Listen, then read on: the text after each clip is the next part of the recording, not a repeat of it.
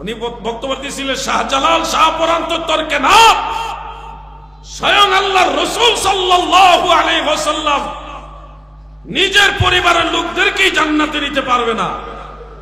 নবীজি বলেছেন, হে ফাতেমা, হে আলী, হে হাসান, হে হুসাইন, তোমরা নিজেদের আমল নিজেরা করে নিও, নাইলে কিন্তু আমার পরিচয় তোমরা জান্নাতে যেতে পারবে না। এই ওয়াজ করছে আমাদের যুবকরা, আবার এগুলি শুনে বলে, ওরে বাবা, অনেক বড় মুফাসসির। তোমরা জানোনি জান্নাতে যত মানুষ যাবে সমস্ত জান্নাতি নারীদের সরদারনি হবে খাতুনে জান্নাত মা ফাতেমা।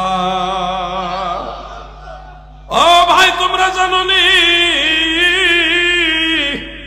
জান্নাতে যত যুবক মানুষ মারা যাবে, যত যুবক মানুষ জান্নাতে যাবে, তাদের সবার সরদার হবে ইমাম হাসান, ইমাম হুসাইন আর শেরে খোদা মাওলানা